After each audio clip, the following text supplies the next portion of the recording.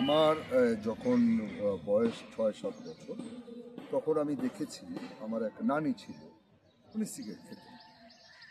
তো আমি নানিকে জিজ্ঞেস করেছিলাম, তুমি সিগারেট খাও কেন? তখন নানি বলেছে যে আমার ভালো লাগে। তো আমি ছোট ছিলাম, আমি কিছু বলতে পারিনি। তো আমার কথা হলো, আপনি পুরুষ মানুষ, আপনার জন্য সব জায়েজ, একটা নারীর জন্য সব না জায়েজ। আপনারা যে মুখে বলেন সম অধিকার, এই সম অধিকারটা কোথায় পাবেন? হ্যাঁ, একটু যেহেতু রোজার মাসে শুধু নারী না, পুরুষদেরও লুকিয়ে করা উচিত, খাওয়াটাও লুকিয়ে খাওয়া উচিত, তাই না? কিছু কিছু জিনিস তো মানতে হবে।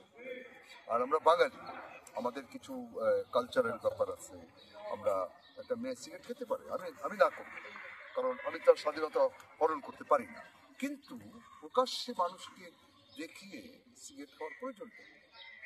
এতে হয় কি, যেমন মনে করেন আমার মেয়ে যদি প্রকাশ্যে সিগারেট খায়, তখন মেয়ের দোষের চাইতে কিন্তু আমার দোষটা বেশি, যে বাবা ঠিক মতো মানুষ করতে পারে। কিন্তু একটা জিনিস কি আপনারা খেয়াল করেছেন, বাবার কাছে মেয়েটা বা ছেলেটা কতক্ষণ থাকে? ম্যাক্সিমাম সময় তো সে ইউনিভার্সিটি কিংবা কলেজ বা বন্ধুদের সাথে থাকে, তাই না? খুব অল্প সময় কিন্তু বাবা মার সাথে দেখা হয়।